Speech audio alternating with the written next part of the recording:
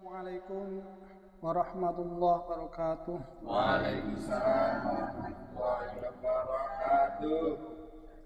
A'udzu billahi minasyaitonir rajim. Bismillahirrahmanirrahim. Alhamdulillahilladzi an'amana bi ni'matil imani wal islam. Wassalatu wassalamu ala sayyidina Muhammadin khairil anam wa ala alihi wa ashabihi manabi'il ulumi wal hikam, amma ba'du. Yang kami hormati Kepala KUA Kecamatan Karanganyar, yang kami hormati staf KUA Karanganyar dan teman-teman penyuluh baik P3K ataupun non-PS yang kami hormati. Alhamdulillah, pada pagi hari ini kita dapat bermuajahah, berkumpul dalam majelis taklim yang sederhana ini. Mudah-mudahan perkumpulan kita mendapatkan rahmat dan hidayah dari Allah Subhanahu wa Ta'ala. Salawat beserta salam mudah-mudahan tercurah kehadiran beliau, panutan kita, tujuan kita, Nabiullah Nabi Agung Muhammad SAW, yang kita semua mengharapkan syafaatnya di hari kemudian nanti. Bapak-bapak, ibu-ibu yang kami hormati, dalam kesempatan ini marilah kita mengkaji Al-Quran surat Al-Fatir dari ayat 19 sampai 25. Mudah-mudahan nanti apa yang akan saya sampaikan dapat bermanfaat bagi kita di kehidupan dunia dan juga bermanfaat di akhirat nanti. Amin ya rabbal alamin. Sebelumnya marilah kita bersama memberikan Al-Fatihah kepada guru-guru kita dan kepada saudara-saudara kita yang telah berpulang ke rahmatullah. Nabi Mustafa Sayyidina Muhammadin sallallahu alaihi wasallam, wa ila hadrati Sayyidina Ali karramallahu wajhah, wa ila hadrati Sultan Auliya Sayyidina Syekh Abdul Qadir Al-Jilani radhiyallahu anhu, wa ila hadrati Syekhina hadrati Syekh Sallallahu ila hadrati masyayikhina wa ila hadrati jami'ah guru min asbi al-kubban ala ila hadrati jami'ul muslimin khususan aba'ana ummahatina wa jaddatina wa asdiqan masyayikhuna wa liman lahu haqqun alina syadillahi lahumul fatahah. Bismillahirrahmanirrahim. Alhamdulillahirabbil alamin arrahmanir rahim iyyaka na'budu wa iyyaka nasta'in shiratal ladzina an'amta 'alaihim ghairil maghdubi 'alaihim. A'udzu billahi minasyaitonir rajim. Bismillahirrahmanirrahim. Wa ma yastawil a'ma wal basir walau dhulumatu walan nur walau dhillu walan harur wa ma yastawil ahya'u walal amwat innallaha yasmi'u man yasha' wa ma anta bimusmi'in man fil qubur in anta illa nadhir inna nadhir wa in yukazzibuka faqad kazzaba alladhina min qablihim ja'atuhum rusuluhum bil bayyinati wa biz zuburi wa bil kitabil munir thumma akhadtu alladhina kafaru fa kaifa kana nakir. Shadaqallahul azim. Bismillahirrahmanirrahim. Wa ma yastawil a'ma wal basir. Dan tidaklah sama orang yang buta dengan orang yang melihat. Pada ayat ini Allah Subhanahu wa taala menerangkan bahwa orang-orang yang tidak mengetahui atau mengingkari agama yang dibawa oleh Nabi Muhammad SAW tidak sama dengan orang-orang yang membuka matanya lebar-lebar sehingga dapat melihat dan mengetahui dengan jelas kebenaran agama yang dibawanya. Lalu mereka mengikuti dan menaatinya. Golongan pertama termasuk orang-orang yang jahat dan tidak mengetahui. Dan golongan kedua adalah orang-orang yang baik dan mengetahui. Dalam hal ini memang orang-orang yang tidak mendengar atau orang-orang yang buta itu sebenarnya tidak buta. Tidak buta matanya, tapi buta hatinya. Memang orang-orang kafir, orang-orang kufar itu buta hatinya dalam hal mendengarkan hidayah atau petunjuk dari orang-orang yang baik. Dalam ayat selanjutnya, walau dzulumatu walam dengan cahaya. Allah Subhanahu wa taala pada ini menerangkan bahwa kekafiran tidak sama dengan iman. Karena kekafiran adalah kegelapan. Tidak mengetahui peraturan Allah, orang kafir berjalan dalam kegelapan. Tidak dapat keluar darinya.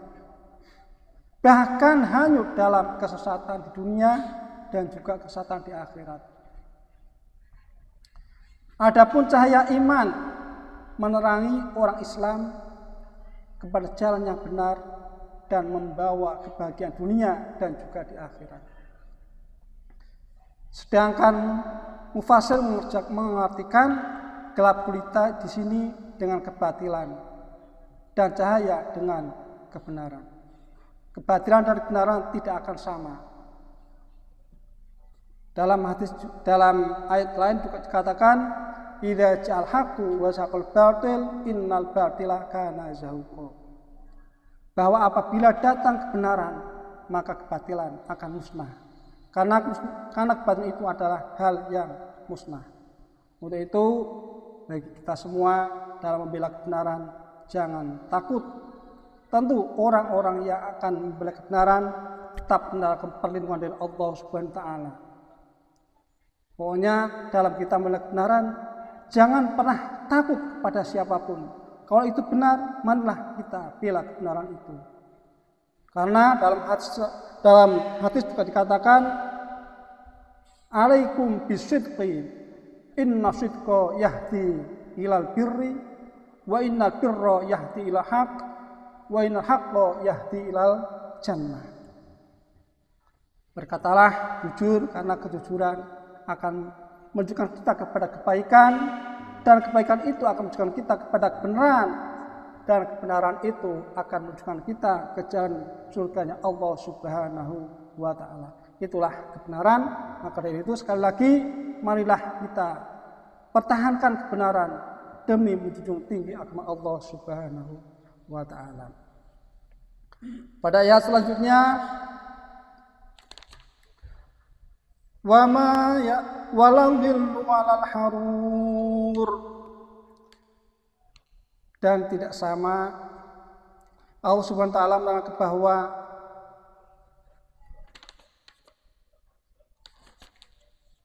Allah Subhanahu wa taala menerangkan bahwa yang terlindung tidak sama dengan yang terkena panas. Sebagian ulama tafsir menartikan dhil di sini dengan arti surga. Karena surga itu mempunyai naungan yang menyebabkan bahwa sejuk, sebagaimana firman Allah, masalul jannatil lati mu'idal muttaqun tajri min tahtihal anhar ukuluha da'imun wa dhilluha. Yang artinya wallahu a'lam bimuradi, perumpamaan surga yang dijadikan kepada orang-orang bertakwa ialah seperti taman mengalir di bawahnya sungai-sungai senantiasa berbuah dan teduh. Dalam hal ini Nabi Muhammad SAW pernah berkata bahwa surga itu tempatnya kebahagiaan bagi semua umat. Dan Allah Subhanahu wa taala dengan sifat Rahman dan Rahimnya, kalau Allah Subhanahu wa taala sifat rahmanya itu mengasihi ke semuanya, baik itu yang Islam, baik yang itu yang kafir, Bahkan bagi semua umat Islam yang tidak beribadah ataupun yang beribadah, itu semua dikasih oleh Allah Subhanahu wa taala. Itu sifat rahman Allah. Tapi kalau sifat rahimnya Allah, nanti di surga hanya bagi orang-orang Islam yang mau beribadah, menjalankan perintah Allah dan menjauhkan larangan-larangannya. Itulah sifat rahimnya Allah. Hanya kasihan kepada orang-orang Islam yang beribadah, yang mau menjalankan perintahnya dan mau meninggalkan larangan. Sedangkan har atau panas diartikan dengan neraka. Nabi Muhammad SAW pernah mensifati bahwa neraka itu berupa api yang sangat gelap gulita. Api neraka itu tidak bisa dibayangkan bagaimana panasnya api neraka itu. Api neraka itu asalnya pertama begini. Asalnya memang api biasa kuning.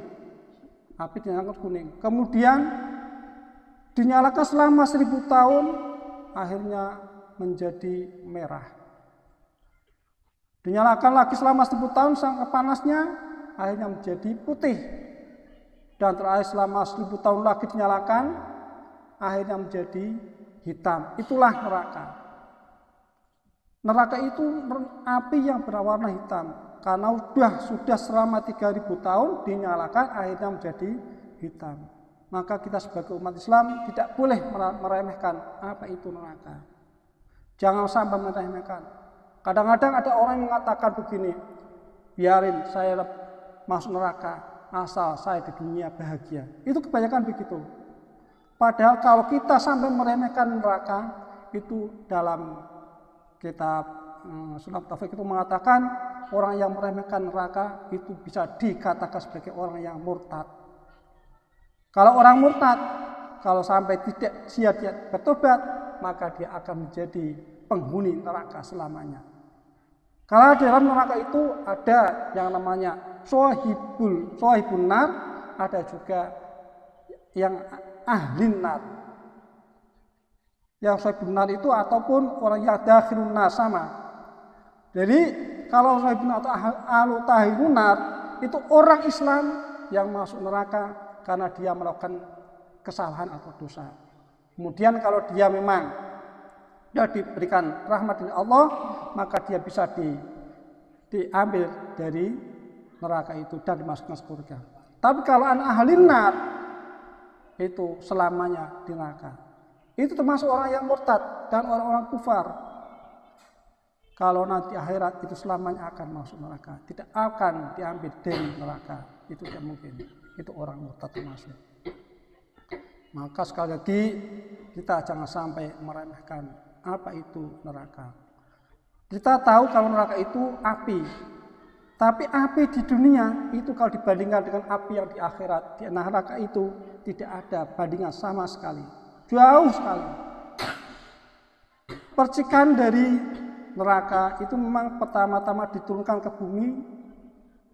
Waktu itu memang bumi tidak sanggup untuk menerimanya karena terlalu panas. Terlalu panasnya, maka Allah mengambil lagi percikan api neraka itu, dimasukkan ke dalam lautan yang paling dalam, yang itu derajatnya itu di bawah 0, derajat. Disimpan di situ, direndam selama 1000 tahun. Kemudian diambil, ditaruh lagi di bumi.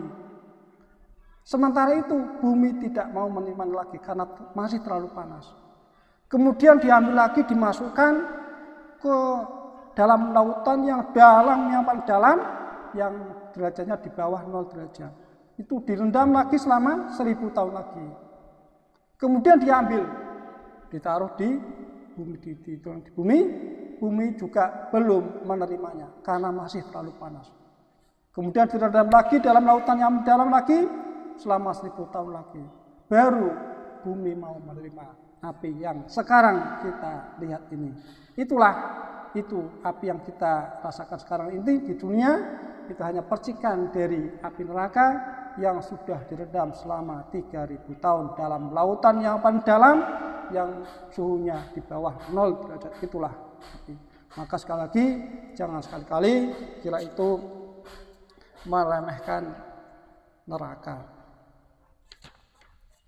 Untuk selanjutnya, wa ma yastawil ahya'u walal amwat innallaha yusmi'u man yasha' wa ma anta bimusmi'in man fil qubur.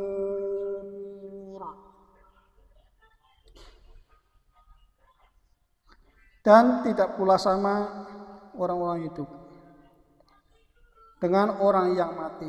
Sungguh Allah memberikan pendengaran kepada siapa yang Dia kehendaki. Dan engkau Muhammad tidak akan sanggup menjadikan orang yang di dalam kubur dapat mendengar. Dalam ayat tersebut Allah Subhanahu wa taala menerangkan bahwa orang-orang yang hatinya hidup karena beriman kepada Allah dan Rasul-Nya serta mengetahui Al-Quran dan isinya tidak sama dengan orang yang mati hatinya akibat ditutupi kekafiran.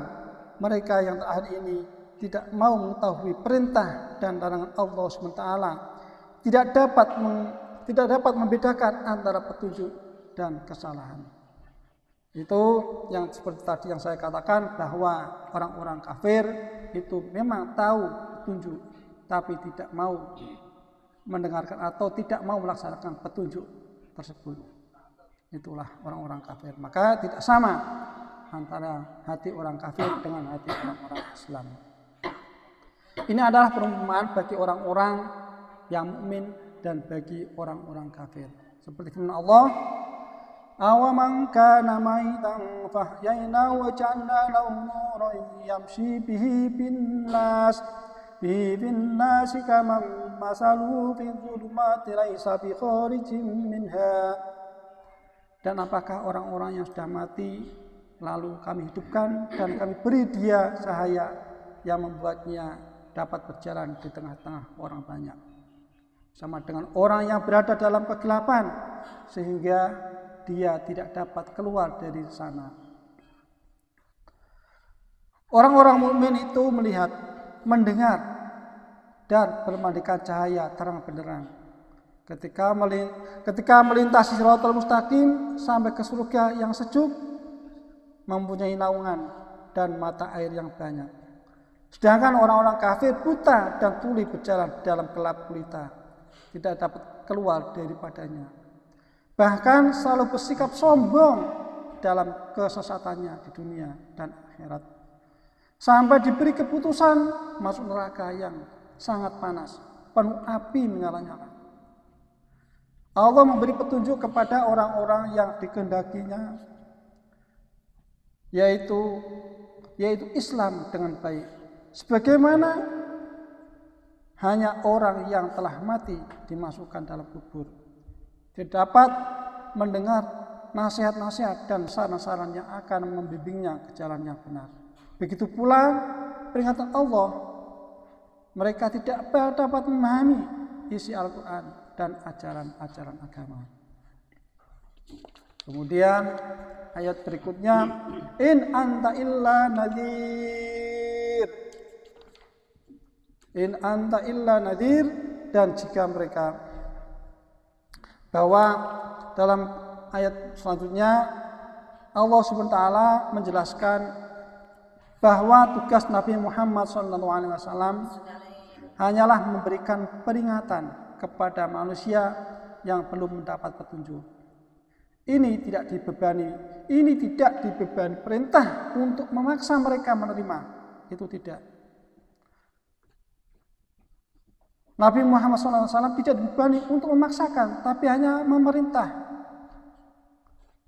Hanya memerintah. Bukan tidak diberikan, diperintah oleh Allah untuk memaksa, itu tidak. Tidak memaksa mereka menerima petunjuk dan agama yang dibawanya, itu tidak. Hanya diperintah untuk menerima petunjuk dan agama yang dibawanya.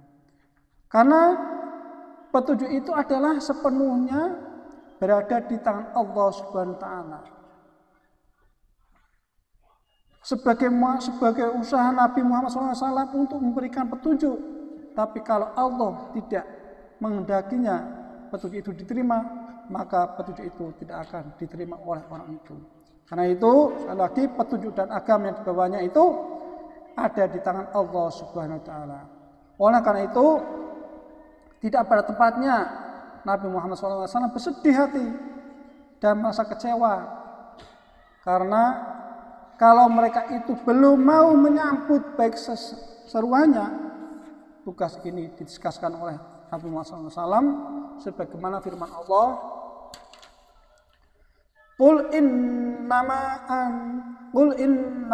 ana munzir. Katakanlah Muhammad, sesungguhnya aku hanya seorang pemberi peringatan. Dan firman Allah Subhanahu wa taala yang lain, in yuha ilayya illa annama nadhirun mubin. Dan diwahyukan kepadaku bahwa aku hanyalah seorang pemberi peringatan yang nyata, bukan akan memaksakan kepada umat. Tidak. Dalam ayat berikutnya Allah Subhanahu wa taala dalam ayat 24, Inna arsalnaka bil haqqi basyiran wa nadhira wa in min ummati illa khala fiha nadhir. Itulah dalam ayat yang berikutnya. Ayat ini Allah Subhanahu wa taala menerangkan bahwa Nabi Muhammad diutus kepada manusia agar mereka beriman kepada Allah Subhanahu wa taala disertai dengan syariat yang diwajibkan kepada hambanya. Nabi Muhammad SAW diperintahkan untuk memberi kabar gembira kepada orang yang membenarkan risalahnya dan menerima baik agama yang dibawanya dari Allah, bahwa mereka akan dimasukkan ke dalam surga yang penuh dengan kenikmatan dan kesenangan. Juga memberi peringatan kepada orang-orang yang mendustakannya dan menolak wahyu yang diturunkan dari Allah Subhanahu wa taala, bahwa mereka tidak akan dimasukkan ke dalam neraka yang penuh dengan azab dan siksa yang amat pedih. Oleh karena itu, kalau dalam surga itu tidak bisa dibayangkan seberapa kenikmatan yang terjadi di surga itu, tidak bisa. Sebagai contoh, di surga itu kenikmatan itu tidak ada henti-hentinya. Seperti kita makan di dunia, setelah kita makan, rasanya makan itu akan habis, langsung habis. Rasanya kita merasakan enak, tapi hanya sebentar. Kalau di surga, kalau merasakan keenakan, itu seperti hanya kita di atap tawon kan. Jadi rasa terus, dengan rasa terus. Lagi rasa ini nikmati terus-terusan, tidak akan berhenti. Itu kenikmatan di surga sebagai contoh. Tapi seperti itu tidak bisa dibayangkan berapa kenikmatannya di surga, itu tidak bisa.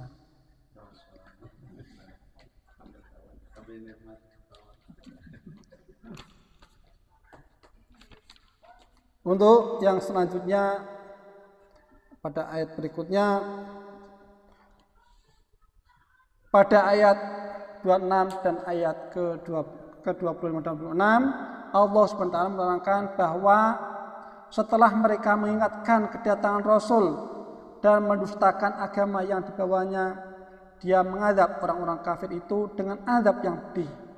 Alangkah hebatnya kemurkaan Allah SWT kepada mereka apabila mereka tetap dalam keadaan membangkang serta tetap mengingkari Rasulullah Muhammad SAW dan agama yang dibawanya. Mereka akan mengalami seperti apa yang telah dialami umat dahulu.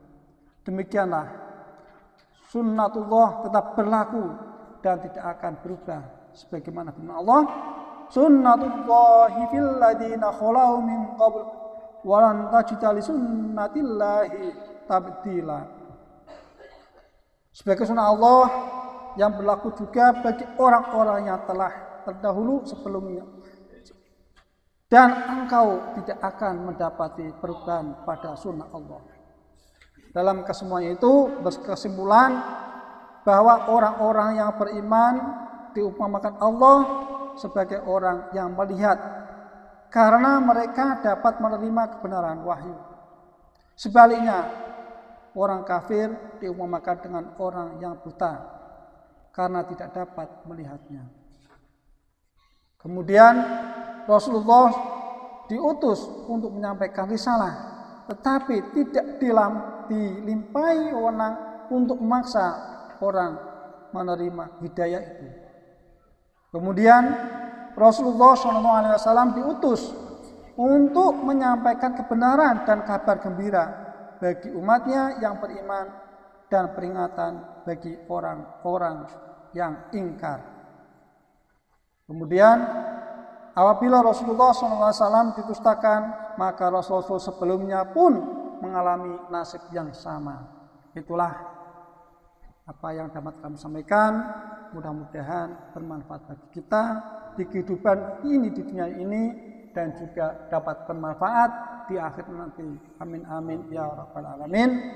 Dan kami akhiri billahi taufiq wal hidayah. Wassalamualaikum warahmatullahi wabarakatuh. Waalaikumsalam warahmatullahi wabarakatuh.